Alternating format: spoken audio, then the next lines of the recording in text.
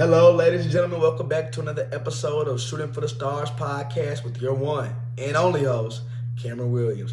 And y'all know preseason football. I have breakdowns and I have recaps for all rookie quarterbacks, for all first round rookie quarterback performances that took place this past weekend, Saturday and Sunday, and some on Friday with this preseason action. And yes, football, like I said, football season is back. Like I said, my blood is boiling, and I'm telling you, it does not feel like America when football season is back. Now, with that being said, I have some recaps, and I'm going to be giving down some individual breakdowns for all these quarterbacks specifically. And then later on in the week, I'm going to be getting into just all positions, like when we talk about the receivers, where I'm looking at Malik Neighbors, and when I'm looking at defense, and all that good stuff right there. But this video right here is specifically going to be the performances that took place from all first-round rookie quarterbacks this season, and my thoughts and my opinions, and some things to look forward to, some things that some guys looked good in, some things were like, head scratches, all that good stuff. So let's not waste no more time that's already been wasted. All right, let's go ahead and get into the breakdown right now. Okay, first quarterback I got, let's start off Denver Broncos quarterback Bo Nix, and I'm gonna say it again, Bo Nix, the shortest name in NFL history, I think, if I'm not mistaken. Gotta fact check that, but if I'm not mistaken, Bo Nix is the shortest name in NFL history. Now, I know that doesn't matter. I know you want to know how he played, and we all know Bo Nix did not get the start. I believe, he not get the start Sunday against Indianapolis, but when he did come in the game, that boy was efficient. It was Jarrett Stidham at the helm starting off the game. It's no key indicator on who Sean Payton said will be the starter. But right now, if it's a competition, and if I'm having in the preseason, the big indicator on who's gonna get the starting job, Bo Nix has to have a clear hitch in the lead right now, because I'm talking about 15 for 21 passing, completed 71% of his passes, threw one touchdown pass, and looked very comfortable. Had 125 passing yards, and looked very comfortable, and really showed that he can run Sean Payton's offense. Made big throws, really looked very efficient. Like I said, didn't do a lot, wasn't really nothing really too flashy, but when you're looking at a game manager, and when you're looking at somebody, like I said, Sean Payton, like I said, he said it. He was everything he really said. And I know it's just a small sample size, but God dog it, man. Bo Nix, this is a dude right here. They said he was the most quote unquote, because we don't know yet. The reason why I'm saying quote unquote, because we have nothing to hang our hat on yet until the regular season gets on away and gets on and swinging. But from what I've seen, Bo Nix looks very good. He looks very poised. And like I said, I seen a little bit of some stuff that they ran, what they were running against Indianapolis, some stuff that came from Oregon. That touchdown pass from Marvin Mims, sending Marvin Mims on that little sweep route and then just throwing it out to him from the flat. And when you look at that throw, he had to really grip that ball good. He had to grip it good and make sure to get it out real quick, because if you don't grip that ball good, and if he didn't put it right there into his chest, that's a pick six the other way right there. So that's a good throw. I love his release. I love how he moves a lot faster than what I thought he was going to be able to move, especially at the NFL level. He has that ability to extend plays, and like I said, and I believe it's official, Denver. And if I'm a Denver Broncos fan right now, from that little sample size, I think I'd be pretty happy. And like I said for Denver, it doesn't matter if y'all make the playoffs this year or not, Denver. Let's go ahead and get that out of our way right now. It does not matter if y'all make the playoffs this year. Like I said, y'all, this is just the year to figure out, is Bo Nix the franchise guy? Is he the guy moving forward? Now, like I said, we all know it's a three-way competition right now between him, Jarrett Stidham, and Zach Wilson over there in Denver. But nevertheless, Sean Payton loves this guy. He's raved about him all offseason. We all knew him. I think he really had his eye on Bo Nix, just like how the Chicago Bears had their eye on Caleb Williams way long while they were in a relationship with Justin Fields. So like I said, I feel the same way about Sean and Bo. He found his match, and he looked darn good, looked very efficient, looked very poised. I love to see that in a young rookie quarterback, and he's just going to build on it more. He's going to have more to build on the more he plays. I feel like Bo's going to be one of those guys, when we look at it from the long-term spectrum of it, he's going to be one of those guys. The more that he plays, the better he's just going to get, just with experience. He's the most experienced rookie quarterback in this draft with 61 starts in 5 seasons. Enough said there. Okay. Next, let's get on to J.J. McCarthy. And now, real quick before I get on to J.J. McCarthy, we all know we just came out. I'm pretty sure we're still trying to get itself around the database right now throughout the digital airways of YouTube, if not also via Instagram. But JJ McCarthy did suffer a right meniscus, and it's in your knee. So we don't know what the timetable is. Ian Rappaport said there's no timetable yet for when he's going to be getting some action. But all I know is that JJ McCarthy was not the starter. No way. It was going to be Sam Darnold. But we just all knew by the time the end of the season, we were hoping that JJ McCarthy would be the starter. But with this injury, now we're crossing our fingers and hoping and praying that we can even see the young kid this season. But now it's time to get into his tape. And when you look at his game, Kevin O'Connell said it best. The kid has an absolute rocket launcher. JJ McCarthy threw for 188 passing yards, 2 touchdowns, completed 11 out of 17 passes, threw 1 interception, and completed 64.7% of his passes.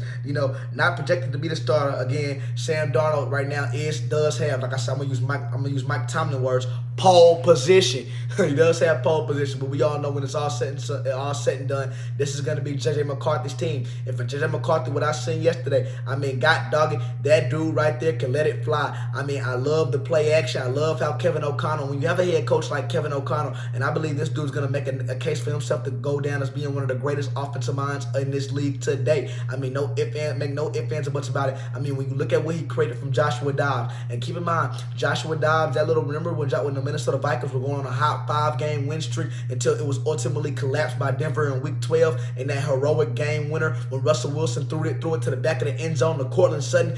Seriously, Sean Payton couldn't believe it. It was like backyard football, and it ultimately ended the Minnesota Vikings 5-game winning streak. And ever since then, the Minnesota Vikings couldn't get back on track. And then Kevin O'Connell ended up, I believe, 2-3 weeks prior, ended up pulling Joshua Dobbs. But look at what he did with them, though. Kevin O'Connell, this is a dude. We all know. We all hear he runs a very quarterback-friendly system. A very quarterback-friendly system. So like I said, he's gonna bring it to you. He's gonna tailor your strengths to his system. And you have Jordan Addison. You have Hockenson at your tight end. You have Justin Jefferson. Like I said, you have these playmakers now. Now it's just gonna be about learning, get the experience from Sam Darnold. He's no scrub. I look at him as a Jacoby Brissett. He's somebody who can start for you, but not nobody's gonna take you over the promised land. That's who we're hoping is in J.J. McCarthy. That's why we drafted him in pick 10 with Minnesota. Okay, now I'm going to be getting into Michael Penix Jr. now. MPJ. Now, MPJ, the 8th overall pick. Now, I love elaborating on this, and I love talking about this because let's just go ahead and start off with this real quick. Like I said, the Atlanta Falcons signed Kirk Cousins to $180 million this offseason. Now, I know what y'all are thinking. Yeah. Well, why would you who takes a quarterback in the first round when you just pay somebody that kind of money? Because when you look at the contract, you just know that you don't even got to think to ask or even think to Google that Kirk Cousins is going to be the long-term starter and it's going to be the long-term answer for Atlanta for at least the next 3 years with a contract like that. But no, the Atlanta Falcons worked him out, fell in love with him, drafted him, and now getting into his play, Michael Penix Jr., like I said, went 9 for 16 passing, threw 16 passes, completed 9 of them, threw for 104 passing yards, 0 touchdowns, and completed 56% of his passes. Now ATL paid Captain Kirk again $180 million. He looks comfortable. And one thing I will say about Michael Penix Jr. in a little bit of a glimpse that we seen him against Miami, like I said, yes. What did they say? His scouting report say what was one of the number one things the scouting report said? He has a really good feel and a very good touch for that deep ball. He has a very good touch for that deep ball. Make no mistake about it. He loves throwing it outside the numbers. He's a guy that can be very accurate. And like I said, I was telling one of my colleagues the other day when I was talking about Michael Penix Jr. I can see this situation playing out just like the Jordan Love and Aaron Rodgers situation played out. Remember when Jordan Love was drafted in 2020? It felt like he sat behind Aaron Rodgers forever, sat behind him for 2 years. Because remember when the Green Bay Packers had drafted him back then, that's when the Green Bay Packers were ultimately assuming that Aaron Rodgers didn't have no one to tank. He was washed up. It was the end. Old GOAT, right? And then what did Aaron Rodgers do? Ended up and punched them in the mouth. Went off to that year, won MVP, and threw 40 touchdown passes. And then had another great year the following year after that. And then Jordan Love, he started ranting. He said, I'm ready to play. I'm ready to get my start. I can play now. Aaron Rodgers now, as we know now, We went to New York. Jordan Love getting his first full start last year, and that was it. I mean, Jordan Love, like I said, ended up resetting the quarterback market. Now is the highest paid quarterback in NFL history. And like I said, now when you look at that NFC North division, and this is going to be a very good division now, because now you're looking at a tide change. You got the Detroit Lions, who dang near represented the NFC conference last year. And if it just wasn't for Dan Campbell just putting that goddamn ball, you got the Green Bay Packers. Jordan Love is now on. He is woken up now. He's on his way to being something great. And now you don't know what the Minnesota Vikings were gonna be, but what we do know is that they have their long life coach and Kevin O'Connell, the next coach for the 15 years. We do know that, and we would like to say the same thing about JJ McCarthy, but we cannot say it until we see him in some live NFL action. But like again, this sample size, he looked good. But now with MPJ, you got a guy who can sit behind Kirk Cousins. Now, worst case scenario, like I said, which God forbid, I hope this not happen. But if Kirk Cousins was to get injured, you got a guy who you feel, confident in, a guy who knows going to make mistakes, but a guy who you can groom, a guy who's pretty accurate, a guy who has a feel for throwing the deep ball. You know what MPJ tendency is. You bring a run game into him, you run the ball, you let him do play action, you get him in drop backs, he can see over the line, and you let him chuck it back to guys like Drake London. You let him get it to Kyle Pitts. You let him stretch the field as much as possible, because that's what he likes to do. And that's if Kirk Cousins goes down with an injury. Best case scenario, Kirk Cousins is that veteran, like how Aaron Rodgers was. You learn from him, you sit behind him, and then when your time comes, you go out there and you show why you was that first round pick number 8 back in the 2024 NFL draft. You proved that, okay? And that's what. Like I said, a lot of meat on the bone that was left from MPJ. Not bad, not too shabby from him. Okay, next, Drake May. I don't want to say he had the worst outing out of all the rookie quarterbacks in preseason week 1, but it was definitely the most boring, just like how New England football typically is. Now, new head coach Jared Mayo, he did say that was the game plan. It was wet conditions in New England. They faced off against Carolina. And Drake May, like I said, he didn't do much of nothing. He handed the ball off a lot and had 19 passing yards, completed 66.7% of his passes, and threw 3 passes and completed 2 for 3 of his passes.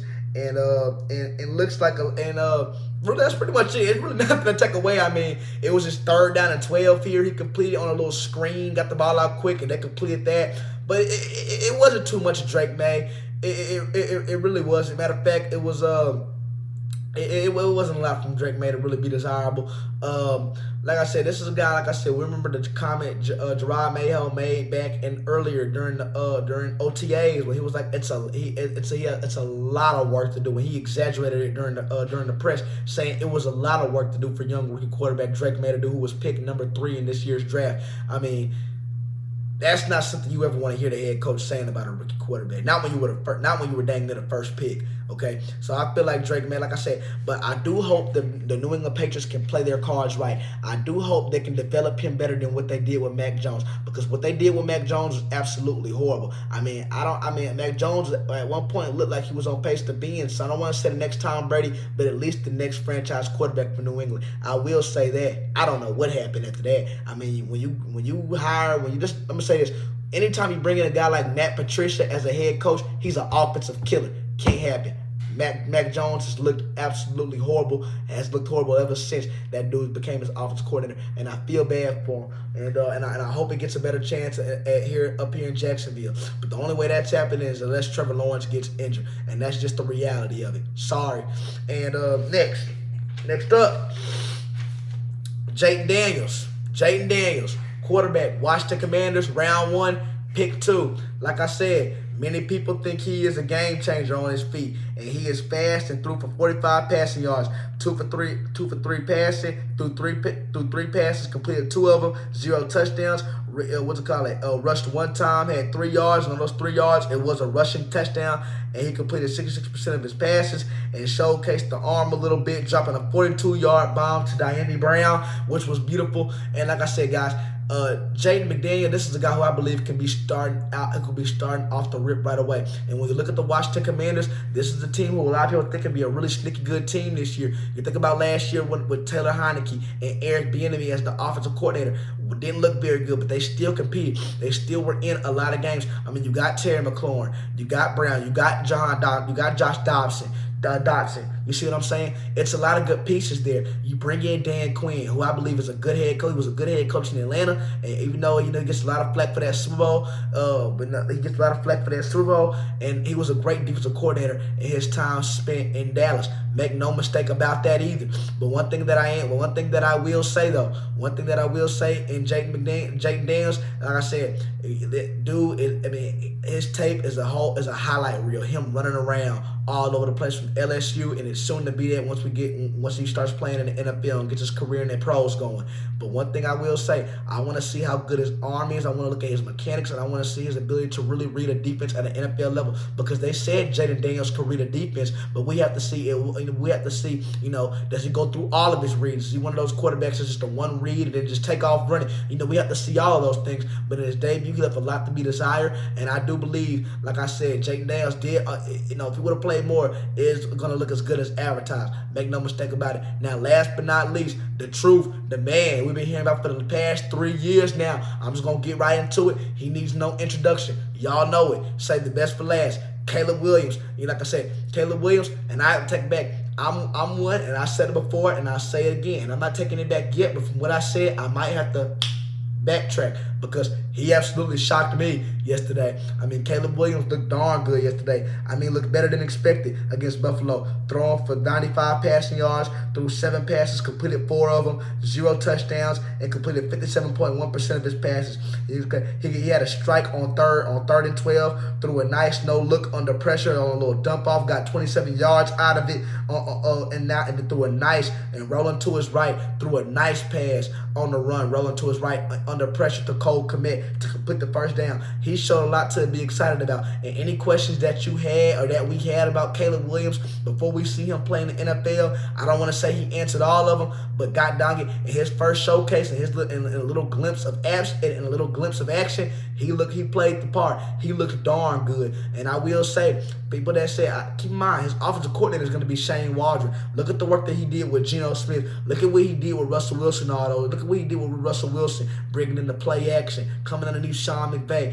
Shane Waldron worked as a passing game coordinator underneath McVay from 2016 to 2018. So the dude knows what he's talking about. He knows game. He knows how to make a quarterback feel comfortable. The biggest thing that the Chicago Bears were working on during OTAs, during minicamp, during training camp, were the things that a quarterback needs to do within the pocket, with the pre-snap, adjustments, making sure receivers are where they need to be, making sure the counters, making sure the lineman knows the count, all that stuff, things that you have to do, things that come with being a franchise quarterback in the NFL. Because we know when the play breaks down, we know Caleb Williams is quick and fast as all get out. We know he can be a pain to try to get down, and we know he can make plays. Like I said it before and I say it again. Kind of reminds me of a Russell Wilson 2.0. The dude's an absolute dual threat. He knows when to step up. When he's scrambling, he's looking to make a big play. And ultimately, he's just a game. He's a playmaker. He's a playmaker, and I believe he has the potential to be a game changer. And I take back what I said from the summer. I was just so itching to see some football. Like I said, it's kind of hard. And who's to say? It's just one sample size. I'm not saying anything. I'm not saying after. What I'm saying is, I'm not saying who's going to be better than who did. Like I said, it's just preseason right now. It's just preseason. I won't be able to judge until we get 5-7 weeks into the real thing. But what I will say is that I'm glad we have football back, and from the little stuff, and from the glimpses that I seen from these rookie quarterbacks this past weekend, I like what I see, and I think a lot of general managers and a lot of owners should like what they see from the guys who they selected this year. Make no mistake about that.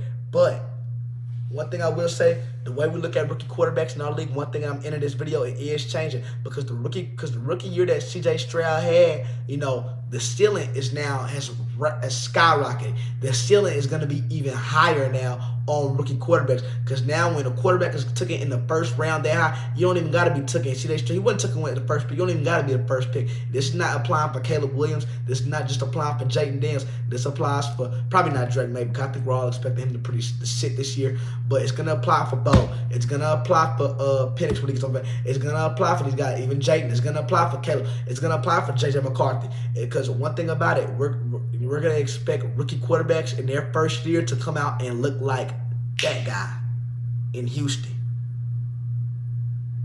because he showed he could do it. And before Nico Collins arrived on the scene, before Tank Dell arrived on the scene, and the newly comer and Stephon Diggs, we were saying Houston, this is not a rated team. We weren't looking at Nico Collins in the same light that we're looking at him now. We weren't looking at Tank Dell in the same light that we were looking at. This was before the season. He came up and answered the bell. Him and DeMeco Ryans, first-year head coach, first-year quarterback, answered the bell. That's what we're going to expect now from all rookies coming in. Even Shedeur Sanders when he enters the draft next year. All of them.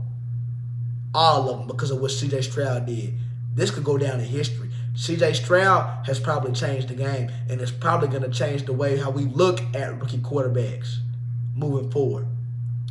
But other than that, I will see y'all in the next video. Y'all make sure to please leave a like, comment, and subscribe. And y'all let me know what y'all want to hear yet next. And I will see y'all in the next video on Shooting for the Stars podcast with your one and only host, Cameron Williams. And y'all have a great rest of y'all day.